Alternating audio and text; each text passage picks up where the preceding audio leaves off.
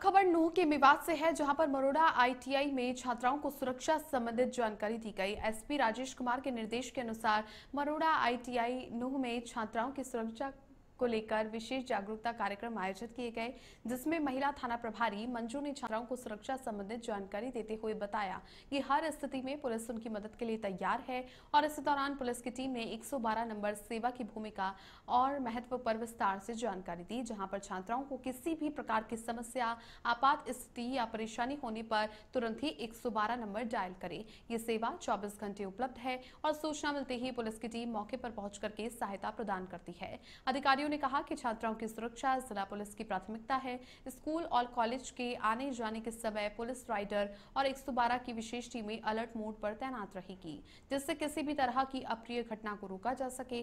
छात्राओं को भरोसा भी दिलाया गया कि उनकी सुरक्षा के साथ कोई समझौता नहीं किया जाएगा। यात्रा के दौरान अजनबी व्यक्तियों से दूरी बनाए रखने और आपातकालीन परिस्थितियों में घबराने के बजाय तुरंत ही पुलिस हेल्पलाइन का उपयोग करने की बात भी कही। हरियाणा के रेवाड़ी में डीसी अभिषेक मीणा ने स्वच्छता मुहिम महारा रेवाड़ी स्वच्छ रेवाड़ी के तहत पैदल दौरा करके सफाई व्यवस्था का जायजा लिया। इस अभियान का उद्देश्य शहर में मानवीय संवेदना के साथ स्वच्छ और सुंदर वातावरण बनाना है। डीसी ने कैंप कार्यालय से सेक्टर 1 पार्क, ब्रास मार्केट, अनाज मंडी, सड़क और अग्रसेन चौक तक निरीक्षण किया और कूड़ा करकट नालों की सफाई, मुख्य सड़क पर अवैध कब्जों और गड्ढों की भराई जैसी व्यवस्थाओं की समीक्षा की। उन्होंने अधिकारियों को निर्देश दिए कि हर मोहल्ला, गली और मकान में सफाई सुनिश्चित की जाए और ये अभियान जीवन पर्यंत स्वच्छता अपनाने का संदेश देगा। देखिए जी, जैसा कि माननीय मुख्यमंत्री जी हरियाणा का निर्देश है कि एक अभियान चलाया जाए, जिस अभियान का नाम रहेगा हमारा हरियाणा स्वच्छ हरियाणा, और इसमें हर एक मोहल्ले, हर एक घर की सफाई सरकार का उद्देश्य है। और अगले 11 सप्ताह तक ये इंटेंसिव सघन अभियान चलेगा और हम उम्मीद कर रहे हैं 11 सप्ताह के बाद में एक बेटर पोजीशन पे होंगे हम सफाई के मामले में। और हमारी गलियां भिवानी में राज्यसभा सांसद किरण चौधरी ने हरियाणा के पूर्व मुख्यमंत्री चौधरी बंसीलाल की 99वीं जयंती पर उनके पैतृक गांव गोलागढ़ में पुष्पांजलि अर्पित की और उन्हें हरियाणा के विकास पुरुष के रूप में याद किया। इसी अवसर पर उन्होंने केंद्र सरकार के द्वारा लाए गए विभिन्न बिलों की जानकारी दी। इसी दौरान उन्होंने कहा कि ऑनलाइन गेमिंग बिल युवाओं को गेमिंग की लत से बचाएगा। राष्ट्रीय खेल प्रशासन विधेयक 2025 खेलों में पारदर्शिता बढ़ाएगा। कोस्टल शिपिंग बिल 2025 तटीय क्षेत्र की अर्थव्यवस्था और सुरक्षा मजबूत करेगा और संविधान के 130वें संशोधन से भ्रष्ट नेताओं को चुनाव लड़ने से रोका जाएगा। इसके अलावा किरण चौधरी ने भिवानी के मनीषा मामले में सीबीआई जांच की पुष्टि की और बिहार में वोटर लिस्ट रिवीजन के दौरान कटे गए 65 लाख वोटों की तकनीकी प्रक्रिया को भी समझाया। चौधरी बंसीलाल जी एक विकास पुरुष थे और उनका नाम हमेशा हरियाणा के इतिहास में स्वर्ण अक्षरों में लिखा गया है और आने वाली जो पीढ़ियां हैं वो उनको हमेशा जो है स्मरण करेंगी, क्योंकि जब हरियाणा की बागडोर उन्होंने संभाली तब हरियाणा क्या था और उनके रहते रहते गांव-गांव के अंदर उन्होंने सड़क पहुंचाई, घर-घर के अंदर लट्टू पहुंचाए और हमारे सारा ये इलाका जो है लिफ्ट इरिगेशन के जरिए जो है पानी पहुंचाया उस इलाके में। गेहूं होगी जहाँ पर लोगों ने कभी दाने नहीं देखे थे, वहाँ पर जो है फतेहाबाद पुलिस ने एक बार फिर अपने मानवीय रवैये और तत्परता का परिचय दिया है। पुलिस अधीक्षक सिद्धांत जैन के सशक्त नेतृत्व में जिला पुलिस न केवल अपराध और नशे के खिलाफ कठोर कार्रवाई कर रही है, बल्कि हर परिस्थिति में जनता की मदद के लिए तत्पर है। चाहे परीक्षा ड्यूटी हो, कांवड़ यात्रा का आयोजन, बाढ़ राहत कार्य हो या फिर सड़क दुर्घटना में फंसे लोगों को प्राथमिक उपचार देना, पुलिस हर मोर्चे पर सक्रिय है। ऐसा ही ताजा उदाहरण आज सुबह देखने को मिला, जब फतेहाबाद से शहतलाई जाने वाली हरियाणा रोडवेज की एक बस भारी बारिश के कारण जमालपुर सेंखा के पास निर्माणाधीन पुल के नीचे पानी में फंस गई। पानी की गहराई का अंदाजा न लग पाने के कारण चालक बस को पानी में ले गया, जहां पर बस बंद हो गई और इधर बस में सवार यात्रियों की जान पर बन आई, जिसके बाद में चालक ने तुरंत ही 112 हेल्पलाइन नंबर पर कॉल करके मदद मांगी। सूचना पाकर थाना सदर टोहाना के एसएचओ उप निरीक्षक शादी राम अपनी टीम के साथ तुरंत ही मौके पर पहुंचे, जहां पर उन्होंने बस में सवार सभी यात्रियों को सुरक्षित बाहर निकाला।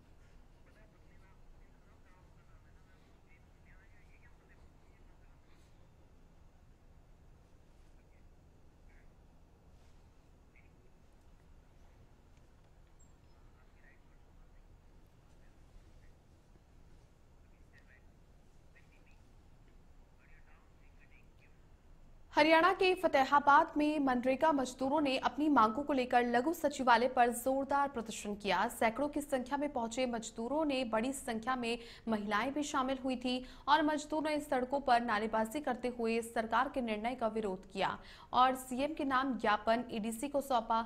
उन्होंने कहा कि मनरेगा के तहत कम किए गए कामों के कारण अब उन्हें परिवार पालने के लिए पर्याप्त काम नहीं मिल रहा है। मजदूरों ने मांग की है कि मशीनों से होने वाले कामों को भी मजदूरों के जरिए करवाया जाए। अगर उनकी मांगे नहीं मानी गई तो राज्यव्यापी आंदोलन की चेतावनी दी जाएगी।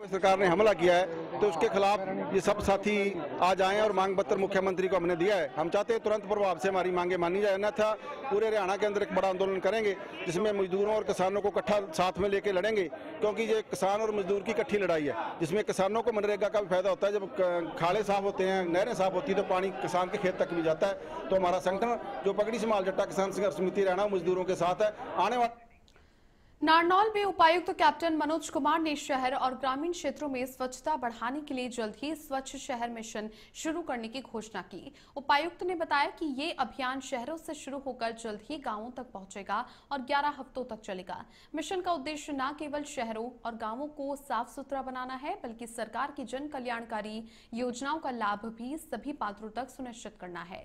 इस अभियान का समापन हरियाणा दिवस के अवसर पर होगा। ये अभियान विकास परियोजनाओं को गति देने के साथ साथ साफ सफाई में जनता की भागीदारी बढ़ाने में भी सहायक होगा। योजना है कि अभी स्वच्छ शहर कैंपेन चलेगी 11 हफ्ते तक और इसकी कल्मिनेशन होगी हरियाणा डे के अवसर पर। और इसमें सबसे पहले ये शुरुआत शहरों से है, फिर धीरे धीरे हम गांव में भी पहुंचेंगे।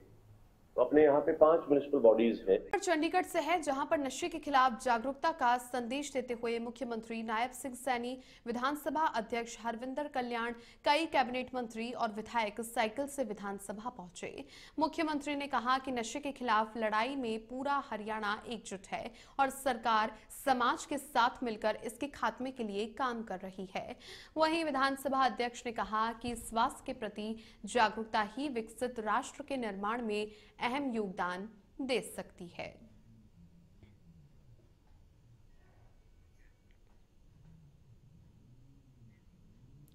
तो मुख्यमंत्री और स्पीकर साइकिल से विधानसभा तक पहुंचे और साथ ही साथ कैबिनेट मंत्रियों और विधायकों ने भी एकजुटता दिखाई। नशे के खिलाफ और नशे के खात्मे के लिए सरकार और समाज मिलकर के काम निरंतर करते रहेंगे, ये भी मुख्यमंत्री नायब सिंह सैनी ने कहा।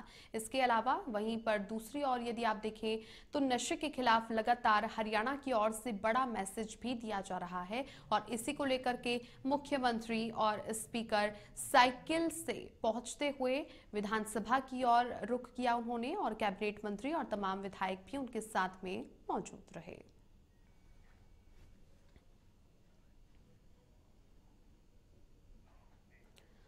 कुरुक्षेत्र में कल से शुरू होने वाले गणपति महोत्सव को लेकर के तैयारियां जोरों शोरों से चल रही हैं। लोग घरों की सफाई में लगे हुए हैं, तो वहीं गणपति बप्पा की मूर्तियों की बढ़ती मांग के चलते मूर्तिकार देर रात तक मूर्तियां बनाने में जुटे हुए हैं। 70 रुपए से 5,000 रुपए तक की मूर्तियां भक्तों को खूब पसंद आ रही है और इनकी बिक्री भी काफी तेजी से हो रही है।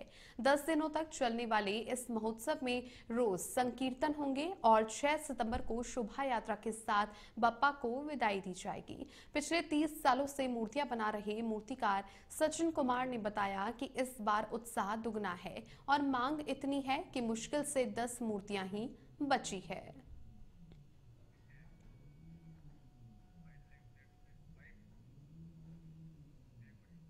दिनों से गणेश उत्सव के बारे में लोगों में इतना उत्साह है कि वो हर दिन रात मूर्तियां खरीदने पर लगे हुए हैं।